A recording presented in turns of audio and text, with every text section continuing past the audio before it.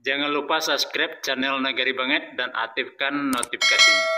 Melangkah kepada acara yang pertama adalah laporan penyelenggara yang akan disampaikan oleh Ibu Sekretaris Direktorat Jenderal Bina Pemerintahan Desa.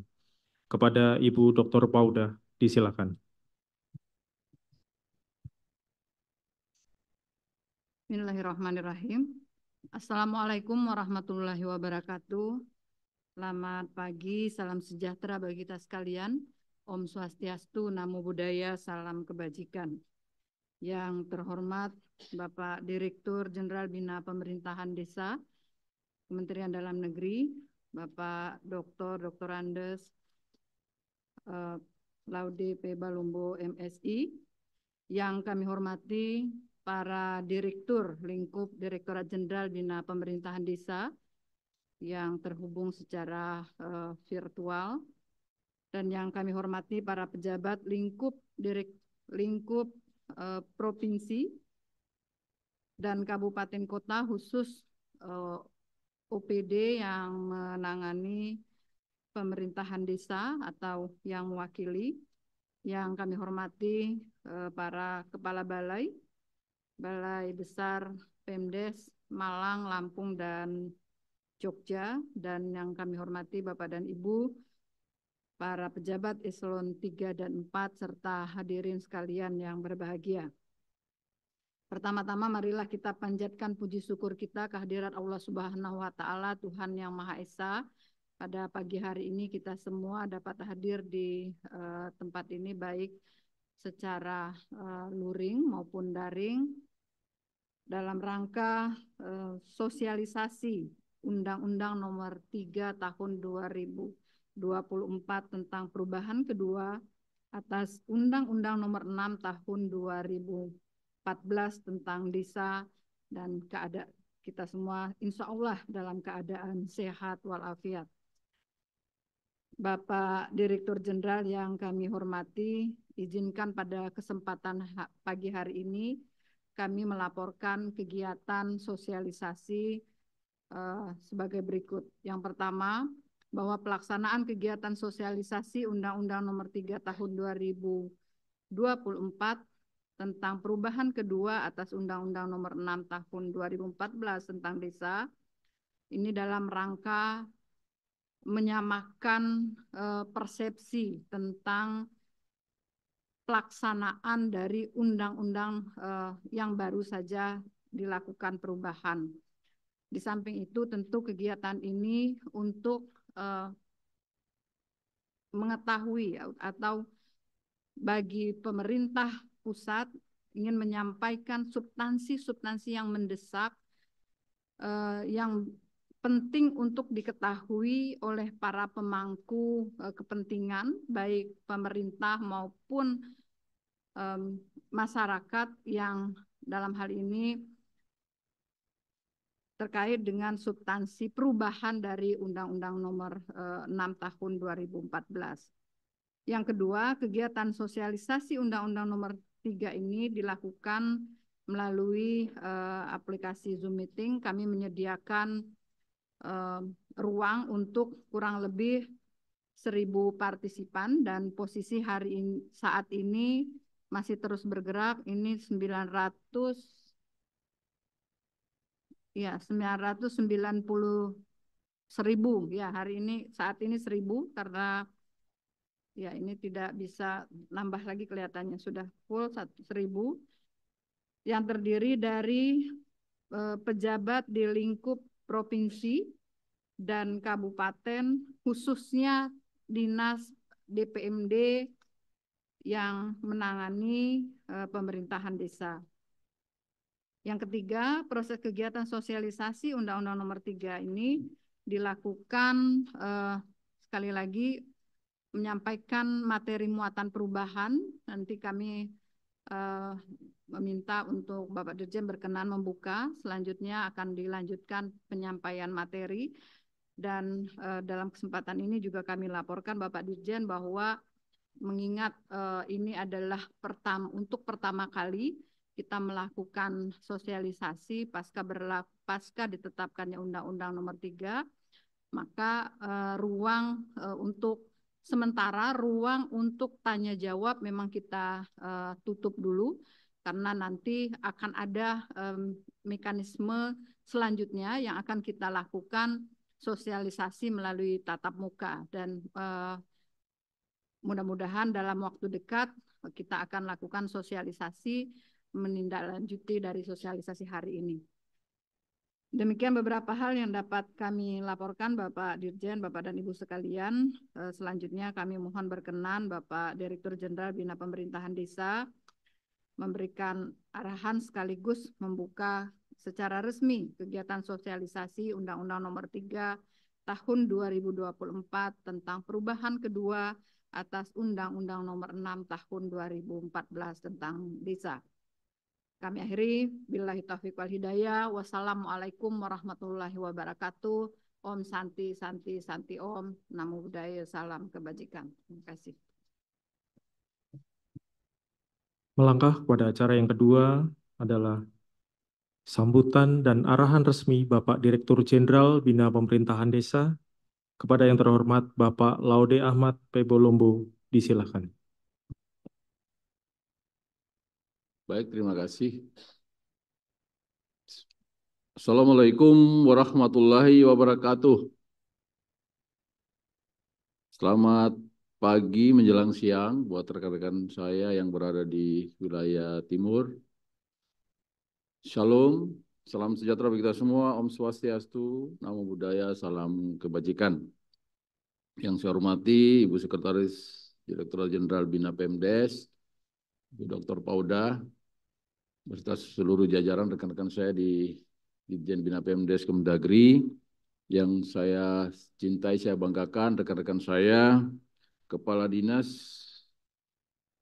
PMD, Provinsi dan Kabupaten Kota seluruh Indonesia yang mengikuti secara virtual, kemudian rekan-rekan Kepala Balai yang hadir, baik di Balai Malang, Balai Lampung, maupun Balai Yogyakarta yang juga mengikuti secara virtual.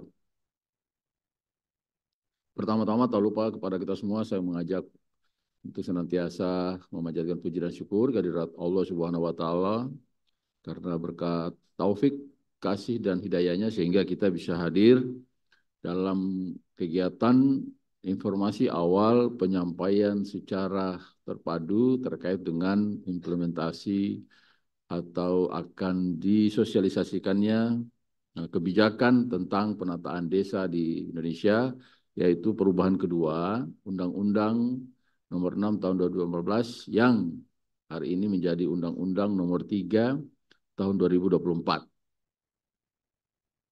Bapak Ibu yang saya hormati, kita tahu bahwa tanggal 25 April yang lalu, tepatnya pada saat Hari Otonomi Daerah, kita peringati bahwa Presiden telah mensahkan perubahan kedua Undang-Undang Nomor 6 Tahun 2014 yang hari ini adalah Undang-Undang 3 2024 itu adalah menjadi salah satu panduan kita, salah satu pedoman kita dalam penata laksanaan tata kelola pemerintahan desa. Ini adalah sebuah kemajuan yang luar biasa karena kita tahu dalam perjalanannya Undang-Undang Desa itu sejak 2014 sudah hampir 10 tahun ya. Dia mengalami kontraksi ketika ada penyesuaian dengan Undang-Undang Cipta Kerja, kemudian hari ini tentu dipandang perlu dilakukan evaluasi-evaluasi. Saya kira kita tahu bahwa sebetulnya ya undang-undang ini mengalami sebuah transformasi. Kalau kita mengenal secara konsep, secara teori itu bergeser dari ekosistem yang sifatnya filosofis, baik itu yuridis, sosiologis, teknis begitu, ya. Kemudian bergeser menjadi sebuah ekosistem manajemen, ya, yang sifatnya operasional, yang siap diimplementasikan, siap disosialisasikan, dan tentu pada waktunya juga akan kita evaluasi.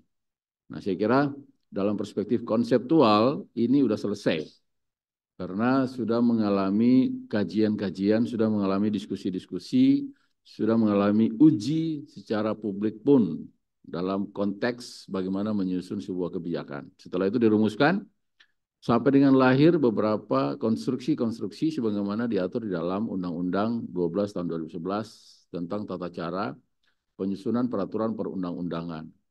Ini sudah mengalami fase baik secara akademis maupun secara politik yang sudah dibahas bersama antara pemerintah bersama DPR. Hari ini, rekan-rekan kita semua sebagai ekosistem penyelenggara pemerintahan desa harus memahami betul panduan ini. Harus mengetahui betul mulai dari yang sifatnya konseptual tadi, ya, yang sifatnya filosofis itu, ya, sampai dengan secara operasional, bagaimana memahami betul-betul lingkungan kebijakan undang-undang tentang desa ini. Dari mulai Undang-Undang 6 yang belum putus ya, jadi ini tidak serta-merta langsung menggantikan Undang-Undang 6, tapi sebuah satu kesatuan. Hanya dalam perjalanannya mengalami beberapa penyesuaian dan perubahan. Di dalam Undang-Undang 3 ini ada beberapa perubahan-perubahan, baik yang sifatnya penyesuaian terhadap bab maupun kepada pasal, juga ayat-ayat di dalam substansi atau muatan Undang-Undang 6. Kemudian juga melahirkan pasal-pasal baru atau pengaturan-pengaturan baru yang dipandang perlu dalam perjalanan penataan desa di Republik ini, perlu ada penyesuaian-penyesuaian atau perubahan, atau yang selama ini masih terdapat kekosongan hukum di dalam penyelenggaraan pemerintahan desa, sehingga dengan penyusunan atau perubahan kedua ini, itu dilakukan penyesuaian-penyesuaian dalam rangka lebih memadainya kebijakan publik kita, khususnya pengaturan tentang desa. Kalau kita melihat sebetulnya beberapa isu strategis, ya, mungkin dianggap yang paling seksi dalam hal ini, di dalam perubahan ini adalah soal masa jabatan. Padahal ada hal-hal yang lain yang juga cukup menjadi strategis, bahkan ya menjadi sesuatu yang menggembirakan bagi rekan-rekan saya perangkat desa termasuk BPD. Ya, antara lain adalah hak keuangan kepala desa, kemudian BPD, perangkat desa dan seterusnya. Ya, termasuk juga diperhatikan di sana ada soal kesusahan untuk bagi Purna Bakti. Ini juga saya kira sesuatu yang menjadi novelty dalam perubahan kedua ini.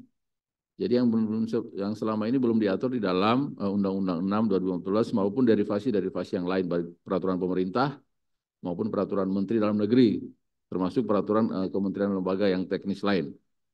Selain itu juga saya kira adalah persoalan terkait dengan bagaimana mendukung ya penataan di dalam ekosistem pemerintahan desa yang lain, terkait dengan misalnya dana desa, alokasi dana desa dan seterusnya. Ini juga saya kira menjadi salah satu muatan strategis. Ya, termasuk hitok dari dalam perubahan kedua ini adalah soal kedudukan desa. Kedudukan desa yang memang sebetulnya sudah termaktub di dalam konstitusi. Nah, sekali lagi bahwa selain untuk kemajuan desa, selain untuk kesejahteraan ekosistem pemerintahan desa, ya, kepala desa, BPD dan perangkatnya, tentu juga lebih bermuara kepada peningkatan kesejahteraan masyarakat di pedesaan. Hari ini kita berharap bahwa Undang-Undang 3 ini akan segera implementatif, ya, sebagai sebuah kebijakan publik, sebagai sebuah produk kebijakan pemerintah bersama DPR. Kita berharapkan teman-teman di dalam entitas penyelenggara pemerintahan desa, khususnya di provinsi dan kabupaten kota, rekan-rekan dinas PMD atau permatis ataupun nomenklatur yang sebutan lain di dalam perangkat daerahnya, saya berharap bahwa ini betul-betul bisa membantu pemerintah pusat ya untuk menyampaikan kepada seluruh halayak, termasuk ya di seluruh ekosistem pemerintahan desa. Pada kepala desa, BPD-nya, ya, kemudian LKD-nya, LAD-nya, tolong disampaikan. Jangan sampai di dalam 3 klaster penyelenggara pemerintahan desa yang ada di sana itu tidak paham betul atau ada multi tafsir antara kepala desa dengan perangkat desa, atau antara lembaga pemerintahan desa di sana dengan LAD-nya, atau mungkin di antara LAD, LPD dengan lembaga kemasyarakatan desa yang ada posyandu, ya, kepala dusun, kepala lingkungan, Karang Taruna dan seterusnya, PKK, ya. Jadi tolong ini betul-betul disampaikan, dipahami betul, ya, apa yang muatan ini sebagai sebuah konseptual, sebagai sebuah proses politik yang sudah dirumuskan sebagai sebuah kebijakan. Tentu secara akademis sudah melalui sebuah kajian-kajian sehingga masuk ke dalam domain yang ranahnya normatif. Yang sekarang kita akan segera praktekkan implementatif yang pada waktunya nanti tentu akan mengalami fase-fase namanya evaluasi sebagai sebuah lingkungan kebijakan. Itulah memang ya berangkat dari sebuah konsep. Jadi tidak bahwa ini karena ujuk-ujuk begitu atau tiba-tiba lahir muatan-muatan atau penyesuaian perubahan di dalam undang-undang desa ini. Tidak. Ini sudah mengalami sebuah proses penggodokan, proses kajian dari ya kira-kira dalam proses perumusannya itu sudah mengalami fase-fase diskusi di sana.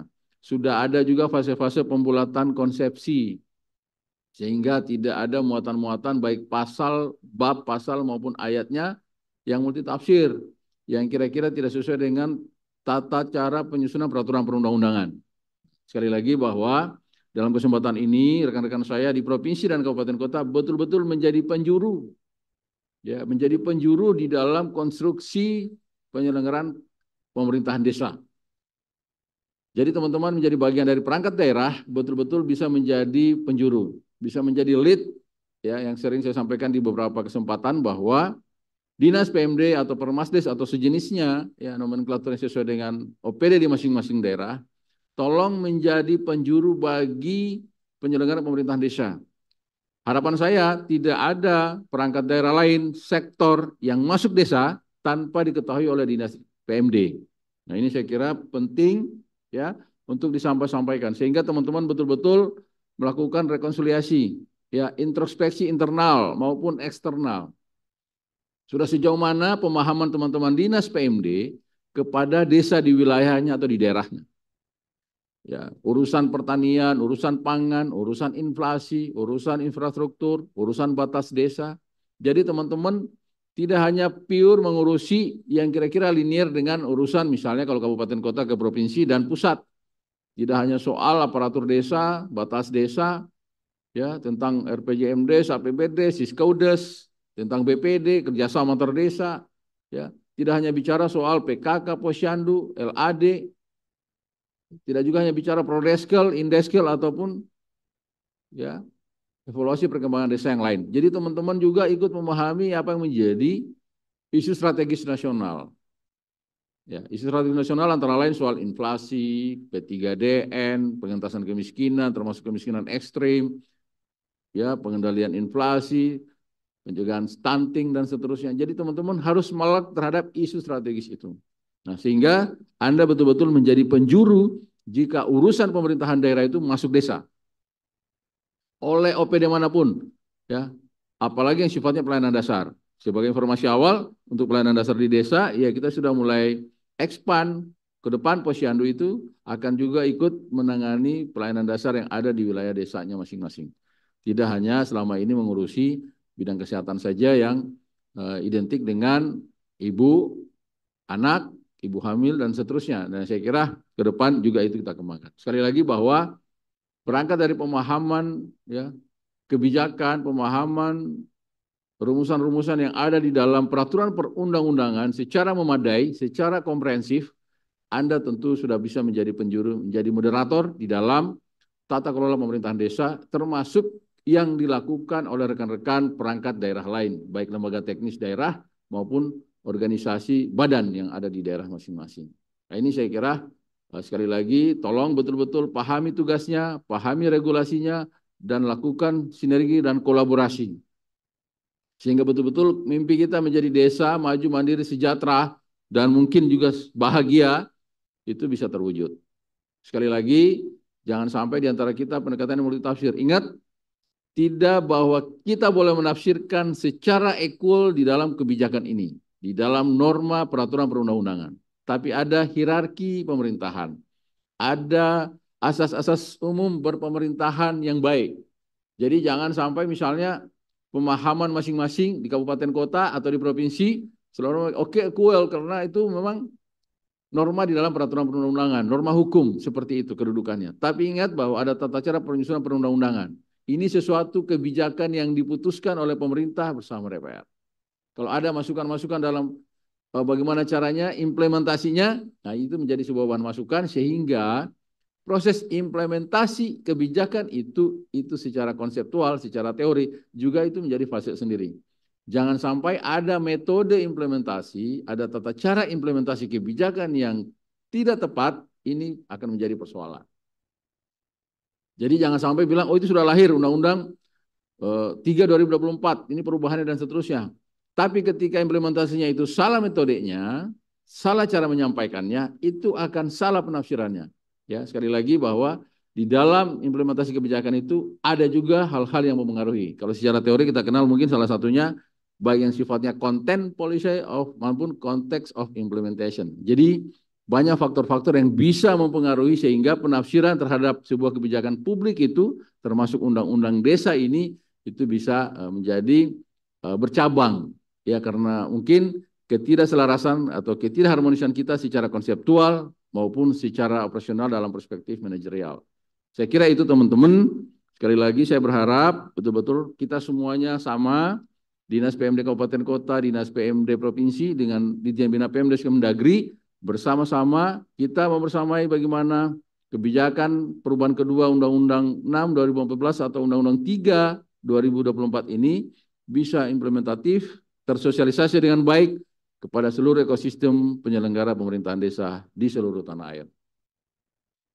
Saya kira itu mungkin beberapa hal yang dapat saya sampaikan secara teknis, ya baik dari sisi filosofis konseptual tadi maupun implementasinya nanti akan dijelaskan rekan-rekan saya dari Ditjen Bina Pemdes yang akan dipimpin oleh Ibu Sekretaris Ditjen Bina Pemdes Kemendagri. Terima kasih sekali lagi untuk semua atensi, untuk semua perhatian, untuk semua dukungan rekan-rekan Bina Pemdes atau rekan-rekan PMD yang ada di Kabupaten Kota dan Provinsi. Ingat, karena kita kompak dan bersatu, desa maju mandiri dan bahagia, hal yang sangat mudah untuk kita capai sesuai dengan apa yang dicita-citakan di dalam kebijakan pengaturan tentang desa ini. Sekali lagi, selamat mengikuti kegiatan sosialisasi. Apresiasi dan terima kasih saya kepada Bu Ses dengan seluruh tim yang sudah menyiapkan kegiatan ini dengan sangat baik.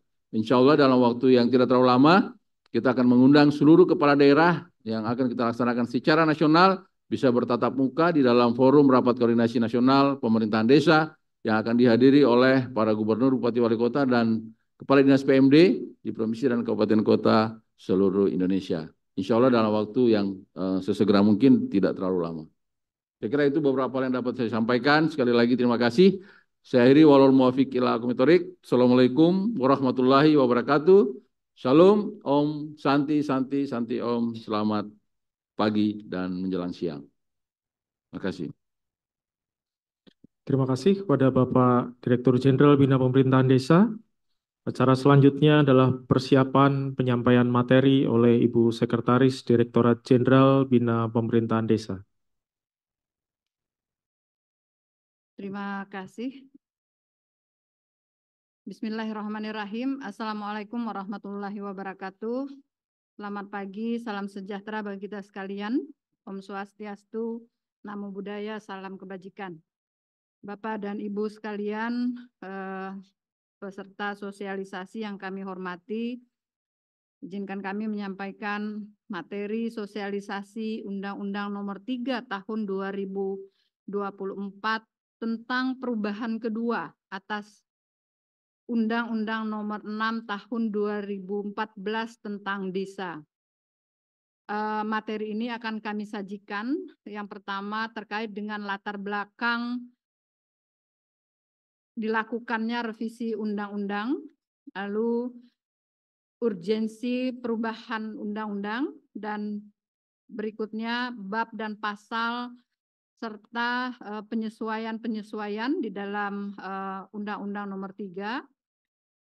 Lalu yang keempat, pemaknaan pasal. Kami khusus untuk menyampaikan pemaknaan pasal peralihan, yaitu pasal 118, dan berikut pasal-pasal yang mengamanatkan pembentukan peraturan perundang-undangan, dan ya harapan dan pesan yang akan kami sampaikan terkait dengan terbitnya revisi Undang-Undang Desa. Yang pertama, latar belakang, Bapak dan Ibu sekalian, kita tahu semua bahwa keberadaan desa sesungguhnya telah diakui dengan dimandatkan khusus berdasarkan pasal 18 Undang-Undang Dasar Negara Republik Indonesia, baik di dalam pasal 18 huruf B maupun pasal 18 pasal 18 tunggal. Nah, keberadaan desa sekali lagi atas kedudukan yang telah diatur tadi, bahwa desa sesungguhnya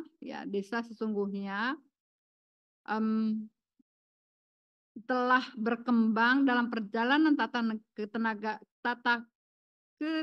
ketatanegaraan negara Republik Indonesia, bahwa desa telah berkembang dalam berbagai bentuk sehingga perlu dilindungi dan diberdayakan agar menjadi kuat, maju, mandiri, demokratis, hingga menciptakan landasan yang kuat dalam melaksanakan pemerintahan, pembangunan, dan menuju masyarakat yang adil, makmur, dan sejahtera.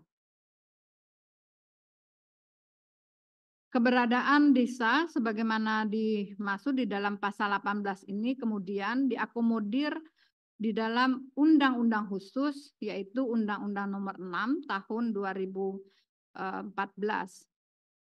Selanjutnya Undang-Undang Nomor 6 ini kemudian bertransformasi menjadi kepala desa yang telah semakin aktif berperan sebagai pemimpin formal, lalu terjadinya penyelenggaraan pemerintahan desa yang semakin birokratis dan kewenangan desa yang semakin bertambah.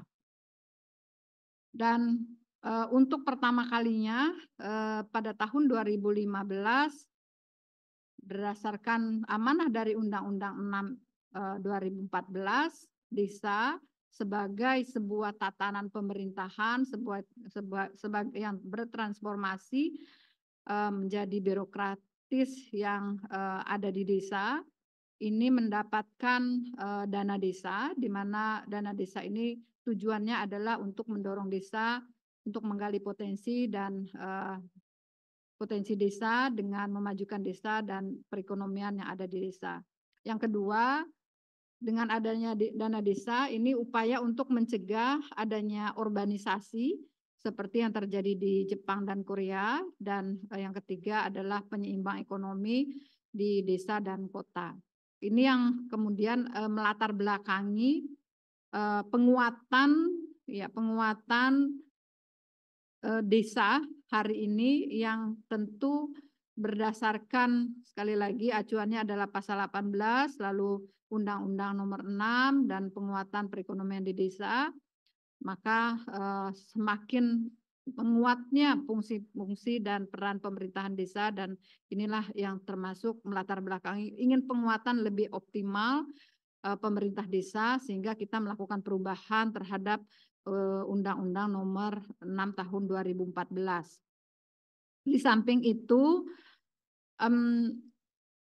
perubahan dari Undang-Undang Nomor 6 Tahun 2014, revisi kedua Undang-Undang Desa ini, berasal dari kita juga mengakomodir aspirasi dari asosiasi desa, di mana sepanjang tahun 2023 kita melihat fenomena bergelombangnya penyampaian aspirasi dari para asosiasi. Dalam penyampaian aspirasi itu paling tidak kami mencatat ada 5 poin penting yang ingin yang disampaikan, dan tentu saja penyampaian ini mempengaruhi dari substansi Undang-Undang 6 yang perlu dilakukan revisi. Yaitu aspirasi yang pertama, adanya permintaan dari Asosiasi Kepala Desa agar masa jabatan kepala desa yang saat Undang-Undang 6 ini masih 3 periode atau 6 tahun 3 periode, ini diubah menjadi 6 tahun 2 periode. Walaupun memang permintaan ini tidak semua disepakati oleh asosiasi, tetapi sekali lagi sepanjang tahun 2023 tuntutan utamanya terhadap perubahan dari undang-undang ini adalah pertama terkait dengan periodisasi dan masa lama masa menjabat. bagi kepala desa dan termasuk BPD. Lalu yang kedua, permasalahan mengenai kedudukan desa dalam sistem ketatanegaraan pemerintahan Republik Indonesia. Ya, kita pasca berlakunya Undang-Undang 6, tentu kita semua mengetahui bahwa desa itu diperlakukan sebagai sebuah berubah dari sebuah komunitas menjadi tata kelola pemerintahan, menjadi sebuah entitas yang mengelola pemerintahan. Nah, tentu sebagai sebuah entitas yang mengelola pemerintahan, keinginannya adalah mereka mempunyai kedudukan sendiri menjadi level pemerintahan tertentu dalam sebuah sistem pemerintahan di Indonesia. Nah, oleh karena itu mereka ingin ada diakomodir tentang kedudukan desa dalam sistem ketatanegaraan, bisa menjadi desa sebagai level ketiga pemerintahan dan lain-lain. Ini aspirasi mereka yang disampaikan melalui abdesi aksi, silakan Pak Dir, PPDI dan juga APBNAS, ya, Asosiasi Badan Permusyawaratan Desa Nasional.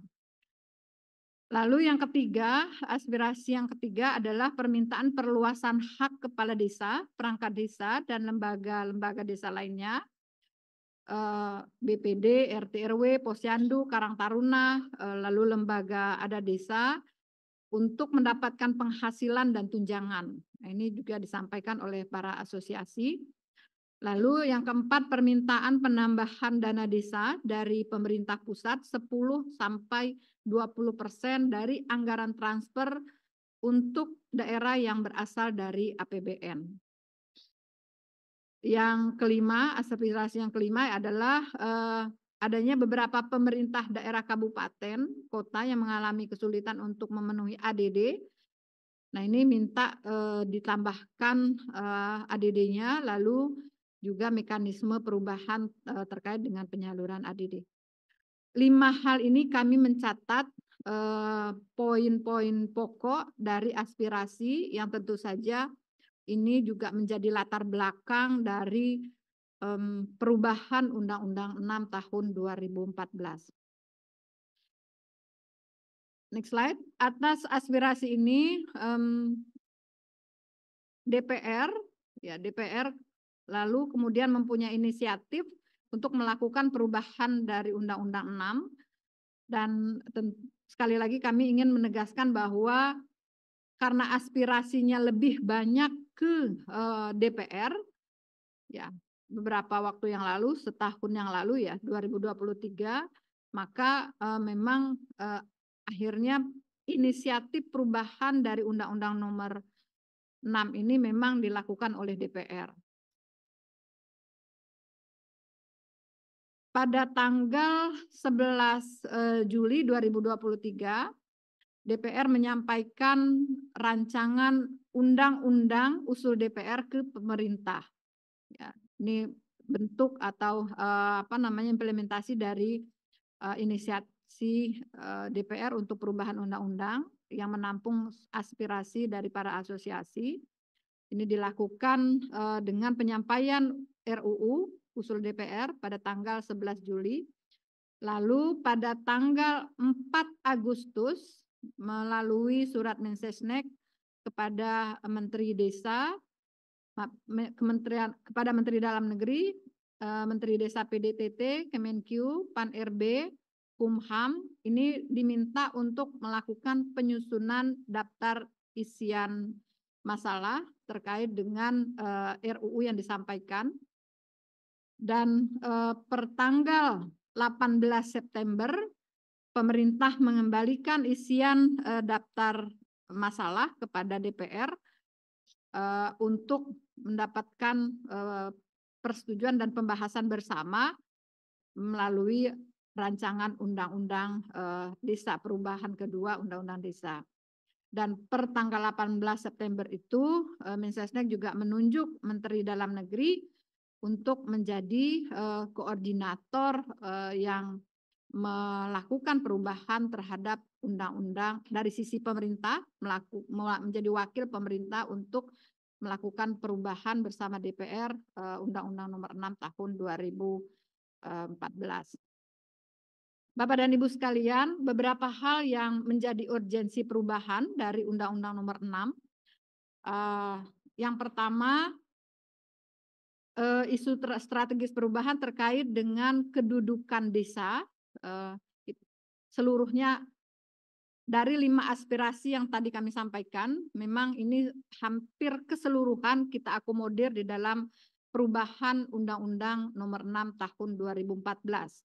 Yaitu yang pertama kedudukan desa, lalu masa jabatan kepala desa dan BPD, lalu yang berikutnya hak keuangan desa dan perangkat desa, hak keuangan kepala desa, perangkat dan BPD, lalu tambahan sumber dan besaran anggaran dana desa ADD dari pajak bagi hasil pajak dan retribusi, serta dana konservasi rehabilitasi hutan. Nah, ini isu-isu perubahan strategis dari undang-undang ini kita tuangkan dalam pasal-pasal di mana dalam pasal-pasalnya yaitu di dalam perubahan Undang-Undang 6 terdiri dari, next slide 12, terdiri dari 17 pasal perubahan, yaitu ada di pasal 2, 4, 26, 27, 33, pasal 39, 50, 56, 57, 62, 67, 72, 74, 78, 79, 86, dan 118.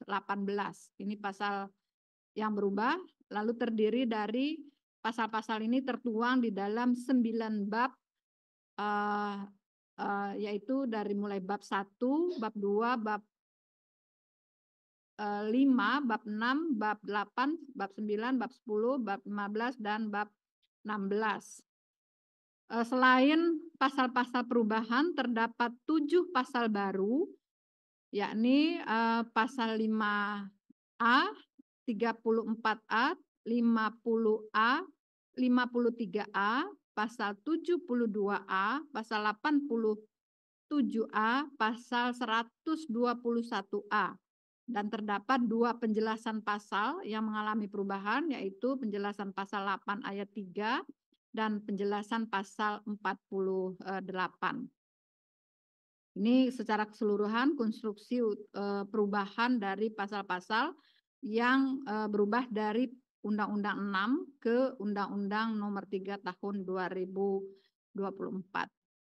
Bapak dan Ibu sekalian, kami ingin pada kesempatan hari ini sosialisasi untuk pertama kalinya kepada Bapak dan Ibu selaku tentu saja pengampu teknis dari penyelenggaraan pemerintahan desa melalui UPD di tempat Bapak dan Ibu berada. Kami ingin kesempatan ini menyampaikan teknis dari perubahan pasal-pasal yang telah kami sampaikan tadi, yaitu mulai dari pasal 2. Lanjut. Pasal 2 pada undang-undang sebelumnya ini disebutkan bahwa penyelenggaraan pemerintahan desa, pelaksanaan pembangunan desa, pemberdayaan masyarakat desa, dan pemberdayaan masyarakat, pembinaan kemasyarakatan desa, dan pemberdayaan masyarakat desa berdasarkan Pancasila dan Undang-Undang Dasar Negara Republik Indonesia tahun 1945, Negara Kesatuan Indonesia dan Bhinneka Tunggal Ika. Nah, di dalam perubahan kita menghilangkan kata desa di belakang penyelenggaraan pemerintahan desa, pembangunan desa, tetapi kita sebutkan di awal, yaitu bahwa desa menyelenggarakan pemerintahan, pembangunan, pembinaan kemasyarakatan, dan pemberdayaan masyarakat. Substansinya sama, tetapi kita melakukan perubahan pada penulisan, ya, pada penulisan sesuai dengan kaidah-kaidah penulisan yang saat ini ada di IYD kita. Ini untuk pasal 2, lalu berikut pasal, next slide. Tidak ada perubahan secara substantif, ini hanya menyesuaikan dengan tata bahasa.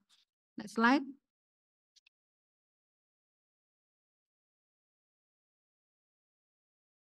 Pasal 4 ya. Pasal 4, Undang-Undang 6 huruf B itu menyebutkan memberikan kejelasan status dan kepastian hukum atas desa dalam sistem ketatanegaraan Republik Indonesia demi mewujudkan keadilan bagi seluruh rakyat Indonesia. Dilakukan perubahan dengan yang berbunyi memberikan kejelasan kedudukan desa dalam sistem ketatanegaraan Republik Indonesia dalam mengatur dan mengurus urusan pemerintahan desa dan kepentingan masyarakat setempat demi mewujudkan keadilan bagi seluruh rakyat Indonesia. Nah, ini menghilangkan kata status dan kepastian hukum atas desa karena kata status dan kepastian hukum sendiri ini sesungguhnya begitu ditetapkan desa di dalam begitu desa diwadahi dalam sebuah undang-undang, maka sesungguhnya kepastian hukum itu melekat di dalam undang-undang itu. Jadi tidak perlu kita sebutkan di dalam pemaknaan pasal, tetapi sudah secara langsung dia melekat pada implementasi dari keberadaan undang-undang yang menjadi norma atau pengaturan tentang desa. Lalu kejelasan status, nah ini juga kejelasan status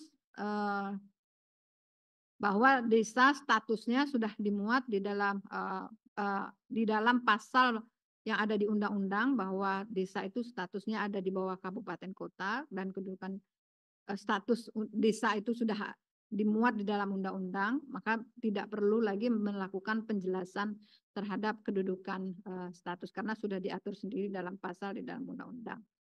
Nah, kita memperjelas tentang kedudukan di mana memang di dalam Undang-Undang Nomor 6 terkait dengan kedudukan ini masih terlihat sumir dan oleh karena itu kita lakukan perbaikan dalam pasal di mana kejelasan kedudukan ini lebih kita tekankan terkait dengan fungsinya pemerintahan desa, yaitu mengatur dan mengurus urusan pemerintahan kepentingan masyarakat di desa setempat, dan ini kita tuangkan di dalam pasal-pasal berikutnya di dalam Undang-Undang Nomor 3. Next slide, pasal 5A ini pasal baru, yaitu belum diatur sebelumnya. Bunyi pasalnya yaitu desa yang berada di kawasan suaka alam, kawasan pelestarian hutan produksi dan kebun produksi berhak mendapatkan dana konservasi dan atau dana rehabilitasi berdasarkan ketentuan perundang-undangan. Ini sekali lagi ini belum pernah ada dan memang sampai saat ini belum pernah desa belum pernah mendapatkan dana konservasi ataupun dana rehabilitasi, dan ini kita akan atur bagaimana mekanismenya.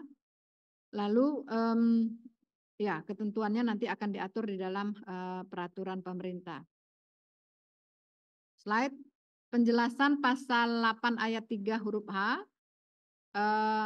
Ini juga adalah tuntutan dari pemerintah desa, dari kepala desa dan asosiasi yang kita coba akomodir terkait dana operasional. Namun demikian tentu dana operasional yang dimaksud adalah dana operasional untuk kegiatan penyelenggaraan pemerintahan desa termasuk dana operasional rumah tangga desa. Jadi bukan dana operasional itu bukan, walaupun sebetulnya mungkin ya, bukan mungkin.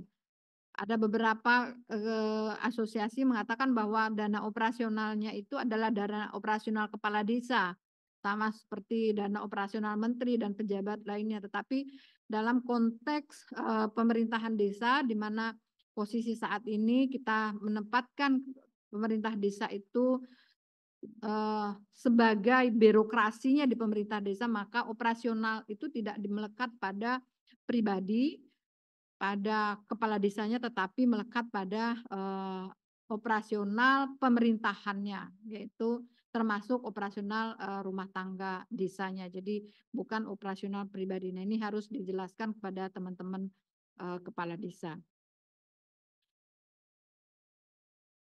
Lalu pasal 26, ya, pasal 26 terkait dengan pengangkatan dan pemberhentian kepala desa, ayat 2 huruf B. Ya, kita melakukan Undang-Undang Nomor 3 2014 melakukan perubahan bahwa yang sebelumnya pengangkatan dan pemberhentian kepala desa itu menjadi tugasnya kepala desa. Nah, di dalam perubahan Undang-Undang Nomor 3 2014, kepala desa mempunyai tugas mengusulkan pengangkatan dan pemberhentian kepala desa kepada mengusulkan pengangkatan dan pemberhentian perangkat desa kepada bupati dan wali kota. Jadi ini tugasnya kepala desa yang sebelumnya bisa langsung mengangkat dan memberhentikan berdasarkan Undang-Undang Nomor 6 2014. Di Undang-Undang Nomor 3, kepala desa tugasnya mengusulkan pengangkatan dan pemberhentian perangkat desa kepada bupati dan wali kota. Jadi ada mekanisme yang ditambahkan, walaupun pengangkatan dan pemberhentian itu dilakukan oleh kepala desa, tetapi ada mekanisme tambahan, yaitu dia harus mengusulkan dulu kepada bupati atau wali kota. Mekanisme inilah nanti akan kita atur di dalam peraturan sendiri sebagai tindak lanjut dari undang-undang ini. Pasal 26 ayat 3 Undang-Undang 6 2014 menyebutkan bahwa dalam melaksanakan tugas kepala desa berhak menerima penghasilan tetap setiap bulan, tunjangan, dan penerimaan lainnya yang sah, serta mendapat jaminan kesehatan. Lalu perubahan di Undang-Undang Nomor 3 2024 bahwa dalam melaksanakan tugas kepala desa berhak menerima penghasilan tetap setiap bulan, tunjangan, penerimaan lain yang sah, mendapatkan jaminan sosial bidang kesehatan dan ketenagakerjaan. Ada penambahan secara eksplisit disebutkan bahwa kepala desa mendapatkan jaminan sosial, yaitu jaminan ketenagakerjaan dan kesehatan. Yang sebelumnya hanya mendapatkan jaminan kesehatan, sekarang penambahannya adalah jaminan ketenagakerjaan. Lalu yang berikutnya, kepala desa berhak mendapatkan tunjangan purna tugas 1 kali di akhir masa jabatan sesuai dengan kemampuan keuangan desa yang diatur nanti di dalam peraturan pemerintah. Lanjut berikut pasal 26 sisipan pada ayat 4 huruf G, yaitu kepala desa berkewajiban,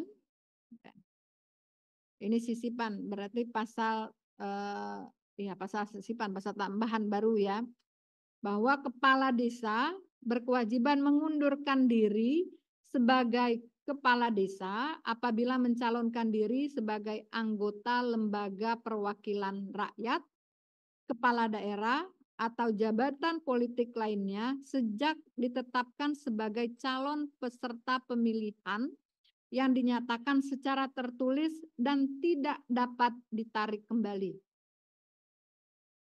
Sebelumnya tidak diatur, ini kita atur dan kita sisipkan bahwa Kepala Desa apabila akan menjadi calon anggota DPR RI, DPRD, lalu anggota jabatan politik lainnya, sejak ditetapkan dalam daftar calon tetap di daftar calon tetap DCT ya. Nah, ini harus mengundurkan diri dan tidak boleh ditarik. Jadi sudah masuk dalam daftar calon tetap, harus mengundurkan diri. Kalau misalkan tak terpilih ya tak boleh balik lagi gitu jadi kepala desa. Atau dalam proses setelah daftar calon tetap ditetapkan, masuk dalam daftar calon tetap, lalu mikir-mikir gitu ya, udah saya mau balik lagi ya, ini nggak boleh.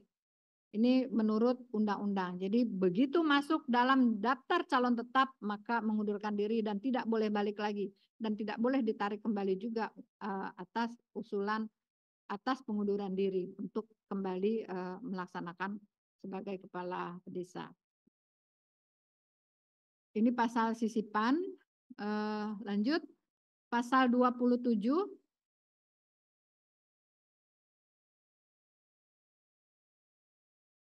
Pasal 27 adalah keseluruhan, ini pasal terkait dengan kewajiban kepala desa untuk menyampaikan laporan ya. Bahwa yang pertama kepala desa wajib memberikan dan atau menyebarkan informasi penyelenggaraan pemerintahan desa secara tertulis kepada masyarakat desa setempat setiap akhir tahun anggaran. Yang kedua, penyampaian laporan pertanggungjawaban penyelenggaraan pemerintahan desa pada masa akhir jabatan dalam forum musyawarah desa. Yang C, memberikan laporan pertanggungjawaban penyelenggaraan pemerintahan desa secara horizontal dalam bentuk lisan dan tertulis kepada BPD setiap tahun anggaran. Yang ketiga, menjadi pengayom semua golongan masyarakat. Yang E, menyampaikan laporan pertanggungjawaban penyelenggaraan pemerintahan desa setiap tahun anggaran secara vertikal kepada bupati atau wali kota. Dan yang terakhir F, menyampaikan laporan pertanggungjawaban pemerintahan desa pada akhir masa jabatan kepada bupati wali kota. Pasal 33.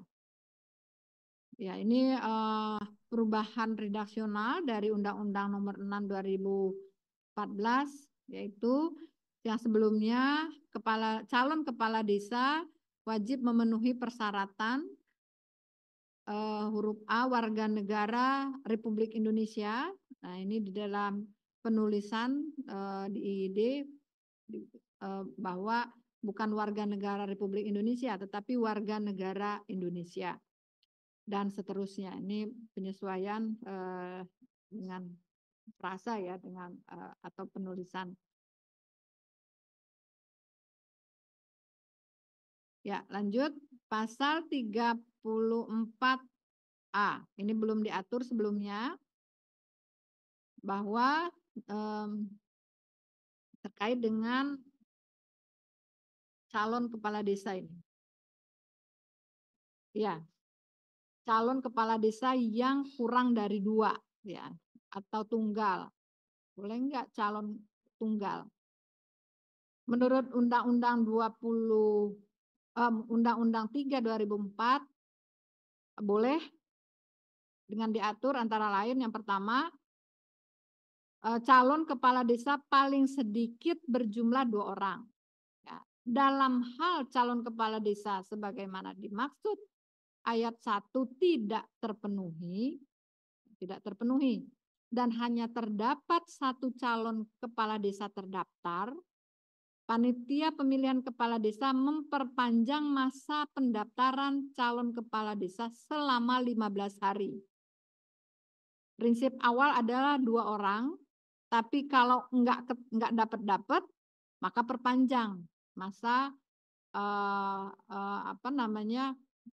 pencalonannya, pendaftaran. Diperpanjang 15 hari. Nah, dalam hal tidak bertambahnya setelah diperpanjang, ya, panitia pemilihan kepala desa memperpanjang kembali. Jadi perpanjangan pertama 15 hari, perpanjangan kedua 10 hari. Nah, dalam hal perpanjangan kembali masa pendaftaran calon kepala desa sebagaimana dimaksud ayat 3 berakhir dan hanya terdapat satu calon kepala desa terdaftar, panitia pemilihan kepala desa bersama-sama BPD menetapkan calon kepala desa terdaftar secara musyawarah dan mufakat. Panitia bersama BPD setelah 25 hari ya atau 15 hari perpanjangan pertama tidak terdapat calon, lalu tambah lagi 10 hari tidak bertambah juga calonnya, lalu secara bersama-sama BPD dan panitia pemilihan menetapkan calon kepala desa yang terdaftar dengan 1 orang tadi. Nah, ketentuan lebih lanjut tentang tata cara pemilihan 1 calon kepala desa diatur dalam peraturan pemerintah. Slide pasal 39, kepala desa memegang jabatan selama 6 tahun terhitung sejak pelantikan. Ini Undang-Undang 6 2014, dan kepala desa dapat menjabat paling banyak 3 kali secara berturut-turut atau tidak berturut-turut. Perubahan pasal 39 Undang-Undang Nomor 3, kepala desa memegang jabatan selama 8 tahun terhitung sejak pelantikan. Jadi dari 6 menjadi 8. Jangan lupa subscribe channel Nagari Banget dan aktifkan notifikasinya. Kepala desa sebagaimana dimaksud pada ayat 1 dapat menjabat paling banyak 2 kali masa jabatan secara berturut-turut atau tidak berturut-turut. Kalau hitungan periodisasi ini relatif singkat gitu ya. Menjadi 2 periode. Walaupun hitungan jumlah juga ini relatif lebih sedikit. Yang tadinya 18 tahun, benar, 3 kali 6, 18, menjadi 16 tahun. Walaupun memang pada posisi peralihan tentu ada yang diuntungkan gitu, lebih dari 16 tahun dan lebih juga dari 18 tahun. Tapi itu mungkin itu rezeki dan nasib ya. Lanjut pasal 48. Ini yang belum diatur sebelumnya di Undang-Undang Nomor 6, yaitu pasal 48 tentang penjelasan ya ini ya, penjelasan tentang definisi. Yang dimaksud dengan perangkat desa adalah unsur staf yang membantu kepala desa dalam penyusunan kebijakan dan koordinasi yang diwadahi dalam sekretariat desa dan unsur pendukung tugas kepala desa dalam pelaksanaan kebijakan yang diwadahi dalam bentuk teknis dan unsur kewilayahan. Ini penjelasan pasal 48 terkait dengan perangkat. Lalu pasal 50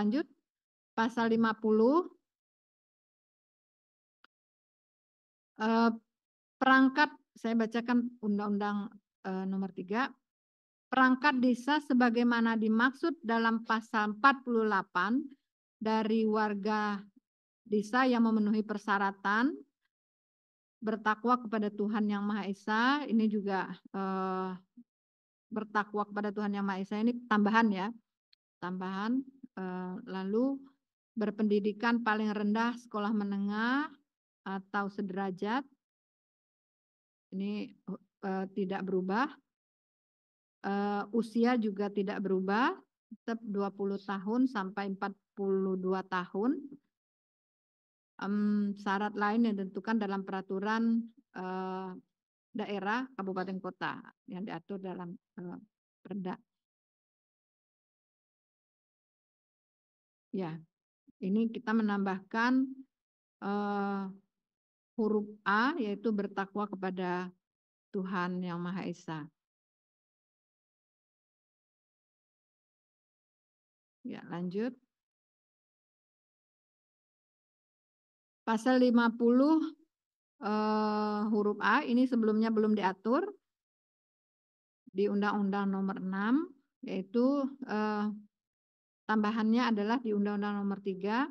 Perangkat desa dalam menjalankan tugas sebagaimana dimaksud pasal 49 ayat 1 berhak menerima penghasilan tetap setiap bulan, tunjangan, dan penerimaan lainnya yang sah. Yang huruf B, mendapatkan jaminan sosial di bidang kesehatan dan ketenagakerjaan. Yang C, mendapatkan tunjangan purna tugas 1 kali di akhir masa jabatan sesuai kemampuan keuangan desa yang diatur dalam peraturan pemerintah. Lalu pasal 53 A, ini juga tambahan. Dalam rangka meningkatkan kompetensi dan akuntabilitas kinerja pemerintah desa, maka perlu dilakukan penata laksanaan pemerintah desa yang diatur lebih lanjut dengan peraturan pemerintah. Ini terkait dengan pengukuran kompetensi kepala desa. Nanti kita akan atur di dalam peraturan pemerintah. Lalu pasal 56, ya 56, Undang-Undang nomor 3 ini terkait dengan 30% keterwakilan perempuan yang ini terkait dengan keterwakilan ya, tapi tambahan adalah keterwakilan perempuan 30%. Baik ini untuk BPD ya. Disebutkan pasal baru bahwa anggota BPD merupakan wakil dari penduduk desa berdasarkan keterwakilan wilayah yang pengisiannya dilakukan secara demokratis. Undang-Undang 6 menyebutkan sampai demokratis. Tambahan kalimat di Undang-Undang nomor 3 yaitu dengan memperhatikan 30% keterwakilan perempuan. Ya, Undang-Undang 6 masa jabatannya adalah 6, masa keanggotaannya adalah 6 tahun. Undang-Undang nomor 3 menjadi 8 tahun mengikuti kepala desa, masa jabatan kepala desa. Ayat 3, anggota BPD sebagaimana dimaksud pada ayat 1 dapat dipilih untuk masa keanggotaan paling banyak 2 kali secara berturut-turut atau tidak berturut-turut. Ini juga mengikuti dari ketentuan kepala desa, masa jabatan kepala desa. Pasal 57.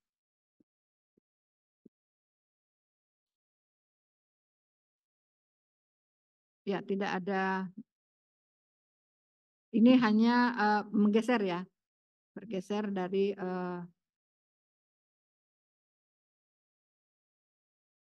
ya, konstruksi pasal sebelumnya.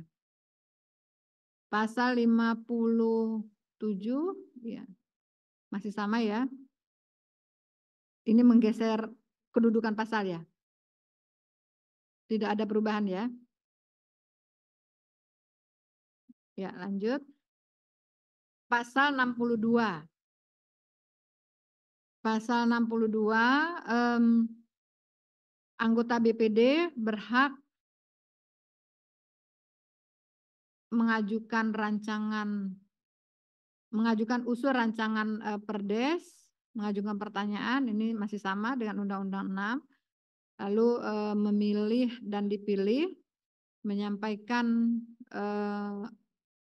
usul atau pendapat sama, tambahannya adalah mendapatkan tunjangan dari anggaran APBDes yang bersumber dari alokasi dana desa yang besarannya ditetapkan dengan peraturan bupati.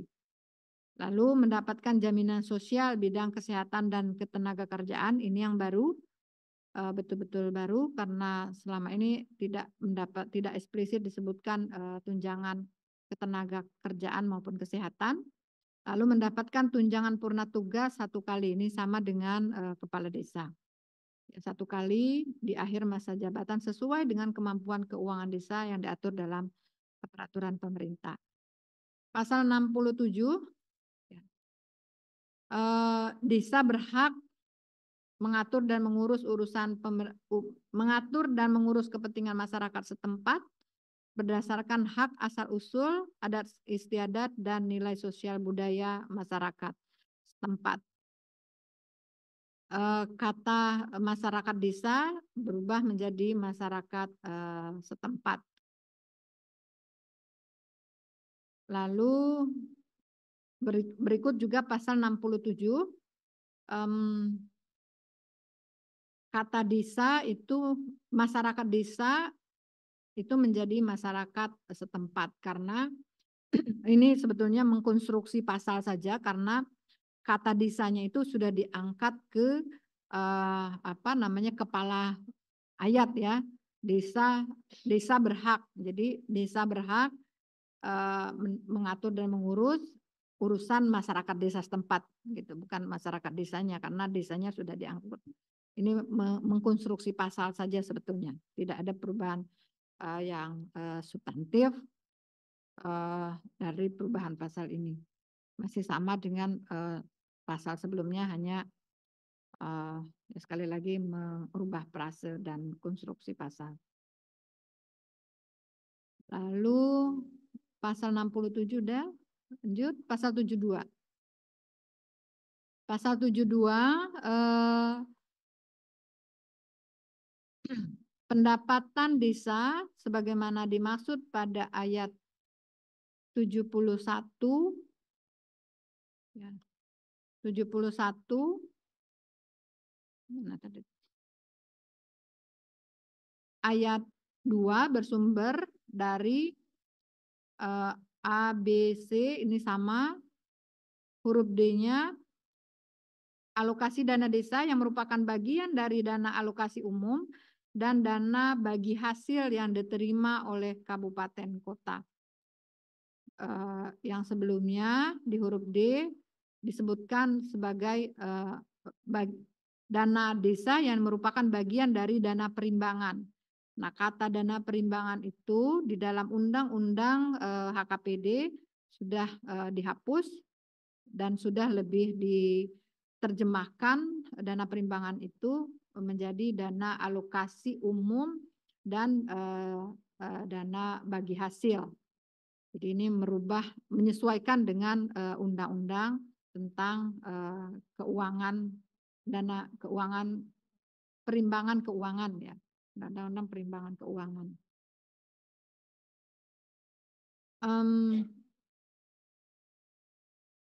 Ya, pasal 72 ayat 2 juga demikian. Oh, pasal 72 ayat 2 di mana dibunyikan di dalam Undang-Undang Nomor 3, yaitu alokasi anggaran belanja dimaksud pada ayat 1 bersumber dari belanja pusat berupa dana desa, dari dana transfer daerah ya, dengan mengefektifkan program yang berbasis desa secara berkeadilan dan dapat ditingkatkan sesuai kemampuan keuangan negara. Pasal ini adalah pasal yang tadinya pemerintah desa melalui asosiasi kepala desa menginginkan ada tambahan 20% dana transfer. ADD maupun DD itu 20% dari dana transfer. Tetapi karena kita tidak lagi mengenal earmark untuk semua anggaran di dalam undang-undang, maka aspirasinya tetap ditampung untuk diberikan penambahan, tetapi konstruksi pasalnya dibunyikan dapat ditingkatkan sesuai dengan kemampuan keuangan negara. Dan undang-undang lain pun sebetulnya sudah mengikuti undang-undang kesehatan misalkan yang tadinya di-earmark 10% dari APBD itu untuk kesehatan, nah sekarang juga tidak ada lagi earmark. Nah ini amanah dari undang-undang HKPD ya, hubungan keuangan pusat daerah, dan terkait dengan penggunaan atau sumber dari anggaran pemerintah daerah, dan ini juga termasuk di desa. Jadi tidak ada lagi earmark, namun demikian aspirasi untuk dilakukan penambahan ini tetap diberikan ruang dengan melakukan konstruksi pasal bahwa sumber bahwa ADD itu dapat ditingkatkan sesuai dengan kemampuan keuangan negara. Lalu ayat 4-nya, alokasi dana desa sebagaimana dimaksud pada ayat 1 huruf D paling sedikit 10% dari dana bagi hasil diterima oleh kabupaten kota dalam anggaran pendapatan belanja daerah. Jadi ya ini memang penyesuaian sebetulnya ya, penyesuaian saja. Ya lanjut, masih pasal 72, besaran 10% dari ayat 5, besaran 10% dari dana alokasi umum sebagaimana dimaksud pada ayat 4 diprioritaskan untuk pembayaran penghasilan tetap yang diteruskan dari rekening pemerintah kepada rekening desa.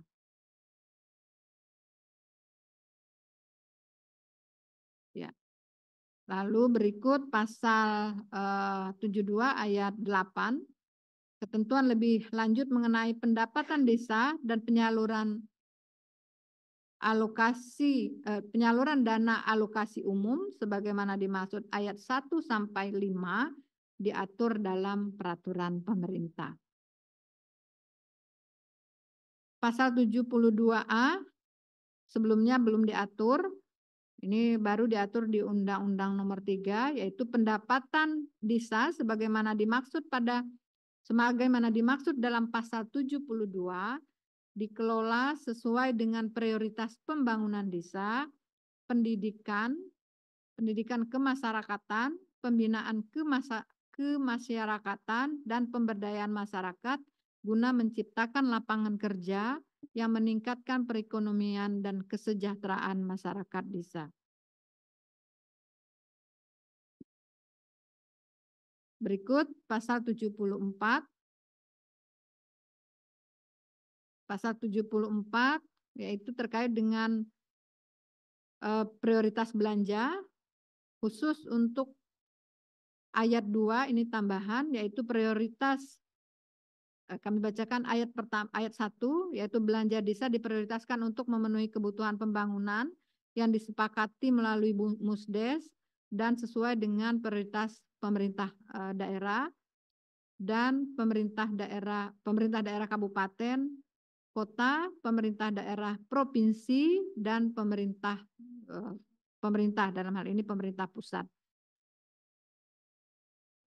Lalu prioritas kebutuhan pembangunan sebagaimana dimaksud ayat 1 termasuk pemberian insentif bagi rukun tetangga dan rukun warga sesuai dengan pertimbangan kemampuan keuangan daerah.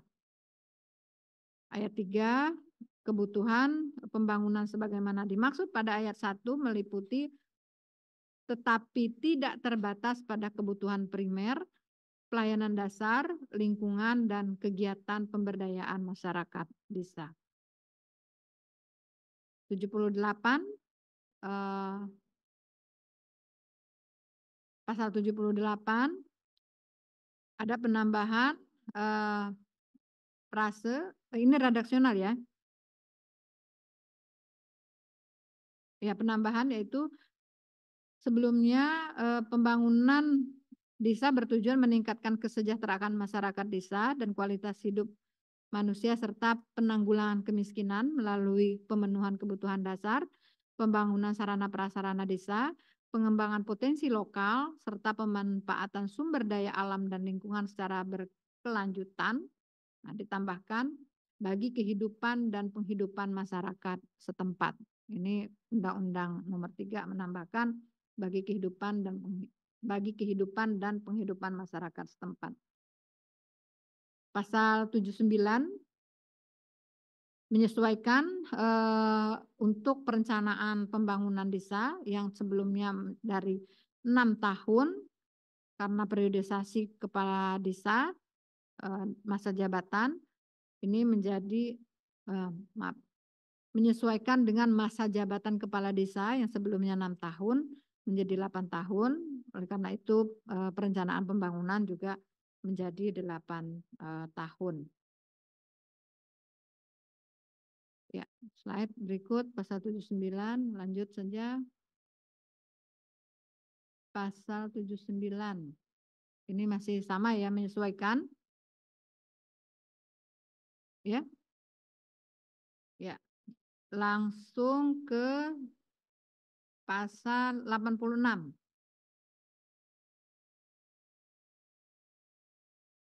Ini terkait dengan sistem informasi desa.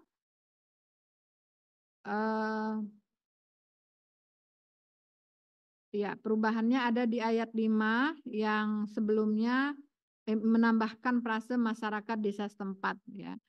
Pemangku kepentingan sampai pemangku kepentingan di Undang-Undang 6, Undang-Undang Nomor 3 menambahkan masyarakat desa setempat. Ya, lanjut pasal baru yang belum diatur yaitu 87A pengelolaan BUMDes sebagaimana dimaksud dalam pasal 87 ayat 2 dilakukan secara profesional untuk mendapatkan keuntungan bagi peningkatan kesejahteraan masyarakat. Lalu BUMDes sebagaimana dimaksud pada ayat 1 dapat bekerja sama dengan badan usaha milik negara, badan usaha milik daerah, badan usaha milik swasta, dan atau koperasi. Ayat 3, kerjasama BUMDes sebagaimana dimaksud ayat 2 dilakukan untuk membentuk kemitraan yang saling menguntungkan antar pelaku ekonomi dan saling menguatkan untuk mewujudkan demokrasi ekonomi dan efisiensi nasional yang berdaya saing tinggi. Ketentuan lebih lanjut mengenai kerjasama BUMDes diatur dalam peraturan pemerintah. Nah, ini dia, kita masuk ke pasal yang paling ditunggu-tunggu nih, kelihatannya nih. Penjelasan pasal 118. Ini adalah pasal peralihan. Saya dalam kesempatan ini Bapak dan Ibu sekalian, kami ingin menyampaikan bahwa pasal peralihan ini sesungguhnya tidak membutuhkan pengaturan lebih lanjut. Jadi mohon Bapak dan Ibu kita sepakat, kita sepaham bahwa pasal peralihan itu adalah bridging atau jembatan antara undang-undang sebelumnya ke undang-undang yang baru. Nah, membridging itu tentu tidak perlu menunggu, ya, tidak perlu menunggu, kalaupun ada pengaturan, tidak perlu pengaturan, tapi tidak perlu menunggu karena harus dieksekusi pada saat itu juga, gitu. Pada saat undang-undang ini berlaku, maka dia harus dieksekusi dengan cepat karena yaitu tadi ada yang sifatnya segera untuk ditindaklanjuti dari berlakunya undang-undang. Oleh karena itu kami minta semua pemerintah daerah yang pada posisi saat ini akan melaksanakan pasar peralihan kiranya dilakukan segera dan sekali lagi tidak perlu menunggu aturan lebih lanjut. Nah, pasal 118 ini adalah pasar peralihan di mana terdiri dari 6, kami menyebutnya 6 poin, 6 huruf ya, 6 huruf. Yaitu yang pertama terkait dengan kepala desa dan BPD yang telah menjabat selama 2 periode sebelum undang-undang ini dapat mencalonkan diri 1 kali, mencalonkan 1 periode lagi berdasarkan undang-undang ini. Jadi yang sedang menjabat nih, sedang menjabat, posisi saat ini sedang menjabat, dia masuk ya, oh yang telah ya, kepala desa dan anggota BPD yang telah menjabat 2 periode, dia dapat mencalonkan diri 1 periode lagi. 1 periode lagi, berarti kalau 2 periode dia sudah selesai 12 tahun ya, baik dia berturut-turut maupun tidak berturut diakumulasi 2 kali 6, maka dia boleh besok kalau mau calon lagi boleh mencalonkan sekali lagi untuk periode 1 periode dengan 8 tahun ya, yang telah menjabat. Lalu huruf B, kepala desa dan anggota BPD yang masih menjabat periode pertama, masih berarti sedang berlangsung nih, dan periode kedua menyelesaikan sisa jabatannya sesuai dengan ketentuan undang-undang ini dan dapat mencalonkan 1 periode lagi. Jadi kami contohkan kalau ada kepala desa atau anggota BPD yang saat ini kedudukannya saat ini masih menjabat, misalkan katakanlah kepala desa A masih menjabat periode kedua di tahun ketiga, maka menyelesaikan sisa masa jabatannya berarti 3 tahun ditambah, kalau ketentuan undang-undang ini menjadi 8 tahun, maka 3 tahun ditambah 3 tambah 3 tambah 2, 5 tahun. Berarti dia menyelesaikan nanti setelah 5 tahun. Ya. Baik periode pertama, kepala desa, baik periode pertama dan periode kedua.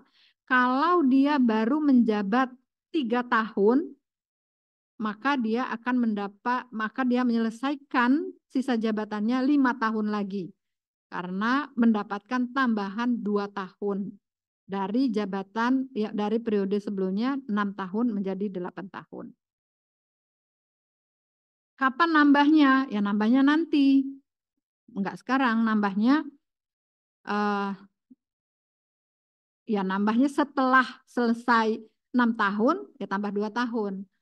Yang harus dilakukan oleh pemerintah daerah tentu nanti melakukan perubahan pada SK-nya. Ya, SK-nya yang tadinya 6 tahun menjadi 8 tahun.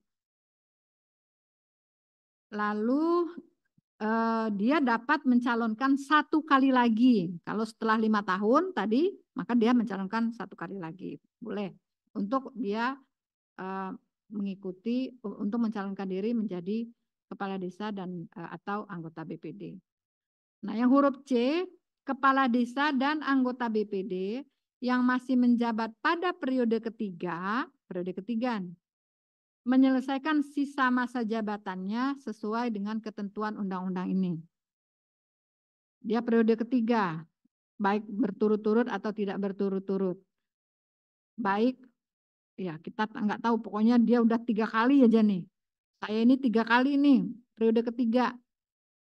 Nah, periode ketiga dia masa saat ini menjabat sudah 3 tahun, berarti dia akan menyelesaikan 5 tahun lagi, kan? Karena mendapatkan tambahan 2 tahun. Tapi dia tidak boleh mencalonkan diri kembali, gitu ya bedanya untuk yang periode ketiga.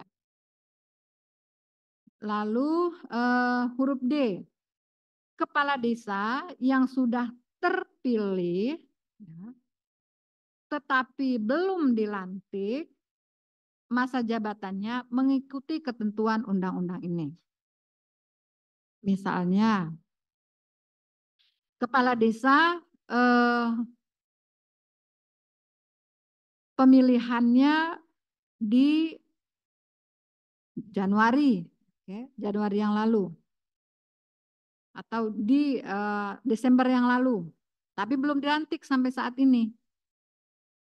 Maka masa jabatannya bukan 6 tahun, karena waktu dia dipilih kan masih periodenya Undang-Undang 6 tahun. Tetapi karena undang-undang ini keluar dan memerintahkan di huruf D ini, maka pelantikannya mengikuti menjadi 8 tahun. Tugasnya kepala daerah yaitu meng-SK-kan dia tidak 6 tahun tetapi menjadi 8 tahun. Lalu huruf E, nah ini yang rame nih. Kepala desa yang berakhir masa jabatannya sampai dengan bulan Februari dapat diperpanjang sesuai dengan ketentuan undang-undang ini. Bapak dan Ibu sekalian, khusus untuk huruf E, kami ingin menekankan melalui forum sosialisasi ini kepada Bapak dan Ibu selaku Kepala UPD atau yang mewakili bahwa yang pertama kenapa kami awali tadi dengan latar belakang dari aspirasi dan lain-lain, karena sesungguhnya undang-undang ini critical point-nya terhadap perubahan yaitu adalah keinginan dari asosiasi, kita menampung keinginan dari asosiasi kepala desa untuk mendapatkan tambahan perpanjangan masa jabatan 2 tahun berdasarkan undang-undang ini. Nah, oleh karena itu bagi kepala desa yang berakhir bulan Februari, di bulan Februari atau AMJ-nya di Februari, maka seluruhnya mendapatkan tambahan masa perpanjangan jabatan 2 tahun. 2 tahun ya, sekali lagi. Ini huruf E ini adalah mengakomodir, sekali lagi mengakomodir aspirasi dari para asosiasi. Jadi walaupun di sini ada kata dapat, tetapi makna sesungguhnya kita memaknai secara historikal terbitnya revisi undang-undang ini, di mana makna sesungguhnya adalah mengakomodir seluruh kepala desa yang AMJ-nya di bulan Februari. Jadi tidak ada pilihan sesungguhnya, walaupun di sini ada kata dapat. Kami ingin menyampaikan pesan ini dari sisi pemerintah selaku dan DPR selaku pembuat undang-undang dengan mempertimbangkan historikal dari keluarnya perubahan Undang-Undang 6. Jadi mohon ini dicatat oleh teman-teman di pemerintah daerah, dan mohon Bapak dan Ibu sekalian selaku UPD memberikan masukan kepada kepala daerah bahwa makna pasal 118 huruf E ini adalah mutlak perpanjangan bagi kepala desa yang berakhir AMJ-nya di bulan Februari. Ya, di bulan Februari 2024. Jadi tidak ada excuse, tidak ada pilihan kepala daerah dapat atau enggak ada. Walaupun secara tertulis demikian, tetapi kembali pada historikal penyusun undang-undang baik oleh kesepakatan dari DPR dan pemerintah. Historikalnya adalah ini ada menampung aspirasi itu kemudian dituangkan di dalam pasal peralihan ini dan menjadi mutlak untuk dilaksanakan. Mohon tidak untuk diskusi terhadap huruf E, bahwa saat ini kami per Februari yang lalu mendapatkan informasi dari para asosiasi, ada sejumlah kepala desa yang memang berakhir di bulan Februari dan semuanya minta diperpanjang. Atas dasar itu kemudian undang-undang ini terbit. Oleh karenanya tidak lagi ada excuse untuk mengatakan bahwa ini dikembalikan kepada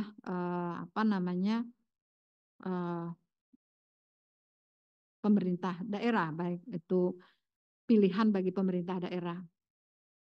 Jadi nggak ada pilihan pemerintah daerah dan seluruhnya harus melaksanakan untuk huruf E, di mana kami ulangi sekali lagi,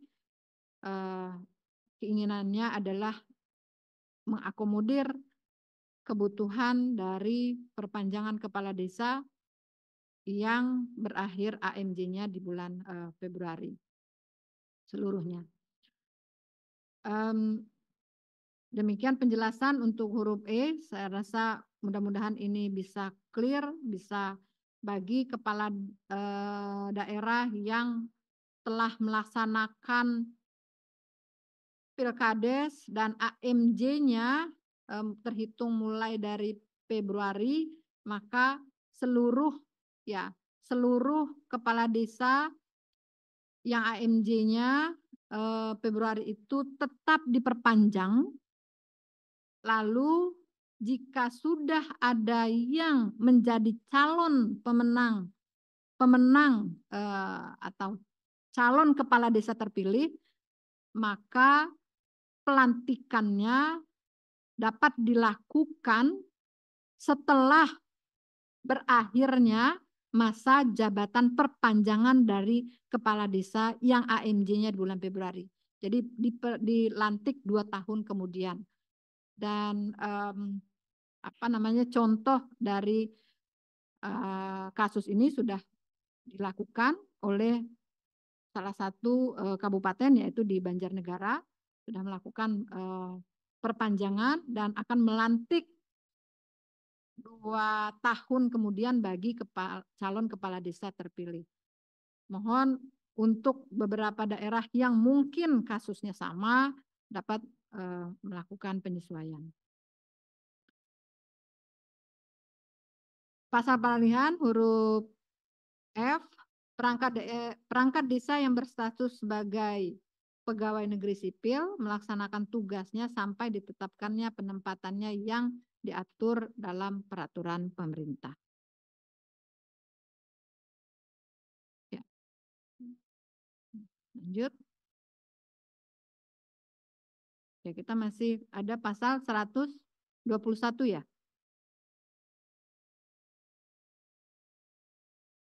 121A, pemerintah harus melaporkan pelaksanaan undang-undang ini kepada DPR RI melalui alat kelengkapan yang menangani urusan di bidang legislasi paling lambat 3 tahun sejak undang-undang ini berlaku.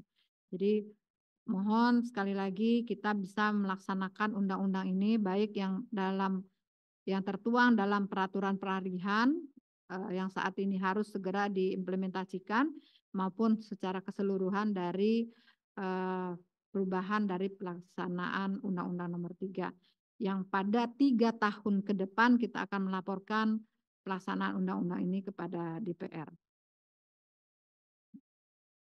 Ya, Bapak dan Ibu sekalian, di dalam undang-undang ini ya harapannya akan lebih implementatif, kita dapat melaksanakan undang-undang ini lebih implementatif, lebih membuka ruang bagi tidak terjadinya ambigu terhadap pemaknaan. Dan tentu saja yang kedua harapannya adalah meningkatnya kinerja pemerintah desa dan BPD. Kita tahu kinerja berbanding lurus dengan kesejahteraan, dan beberapa pasal dan beberapa pengaturan di undang-undang ini sudah mengakomodir tentang kesejahteraan kepala desa. Oleh karena itu harapannya ya meningkatnya kinerja pemerintah desa dan BPD. Yang ketiga adalah adanya peningkatan kesejahteraan. Sekali lagi pasal-pasalnya sudah mengakomodir, ada tunjangan sosial, ada tunjangan BPD, tunjangan kepala desa yang diberikan setiap bulan, lalu juga ada jaminan sosial, baik kesehatan maupun kesejahteraan. Ya, kita berharap dengan undang-undang ini bisa menjadi lebih maju, mandiri, dan sejahtera. Baik Bapak dan Ibu sekalian, beberapa hal yang dapat kami sampaikan dalam forum sosialisasi ini. Sekali lagi, sosialisasi ini baru pada tahap awal, baru mensonding kepada Bapak dan Ibu sekalian perubahan-perubahan dari pasal-pasal yang diakomodir di dalam Undang-Undang Nomor 3 2024 tentang perubahan kedua Undang-Undang 6 tentang desa, dan harapannya kita akan bisa melaksanakan secara baik dan benar, dan kami tadi sudah disampaikan oleh Bapak Dirjen akan mengundang para gubernur, bupati, wali kota seluruh Indonesia dan juga kepala dinas DPMD dalam waktu dekat hadir langsung di Jakarta untuk melakukan sosialisasi dan menyampaikan kebijakan-kebijakan pasca berlakunya Undang-Undang Nomor 3 2024. Kami mohon maaf dalam kesempatan ini memang tidak dibuka ruang tanya jawab karena kita punya keterbatasan waktu, dan sekali lagi kami menyampaikan mari kita laksanakan pengaturan ini secara benar.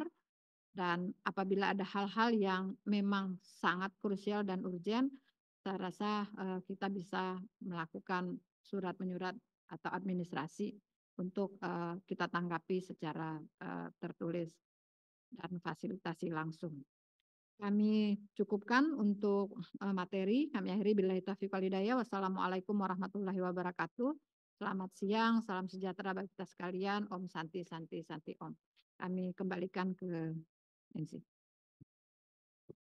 Terima kasih Ibu Sekretaris untuk materi yang telah disampaikan pada siang hari ini, dan kepada Bapak Ibu sekalian dari pemerintah daerah, untuk pertanyaan dapat disampaikan di kolom chat melalui Google Form yang sudah tersedia ataupun melalui korespondensi melalui surat menyurat ke Direktorat Jenderal Bina Pemerintahan Desa. Sekali lagi, untuk pertanyaan dapat dituangkan di dalam Google Form yang tersedia di kolom chat atau korespondensi melalui surat menyurat di Direktorat Jenderal Bina Pemerintahan Desa. Terima kasih untuk perhatian dan kerjasama Bapak Ibu sekalian dalam mensukseskan kegiatan sosialisasi Undang-Undang Nomor 3 Tahun 2024 tentang perubahan kedua atas Undang-Undang 6 Tahun 2014 tentang Desa pada hari Senin 6 Mei tahun 2024. Akhir kata, wabillahi taufik wal hidayah. Wassalamualaikum warahmatullahi wabarakatuh. Selamat siang, salam sejahtera untuk kita semua. Om Santi Santi Santi, sadu sadu sadu, salam kebajikan. Terima kasih. Meeting. Jangan lupa subscribe channel Nagari Banget dan aktifkan notifikasinya.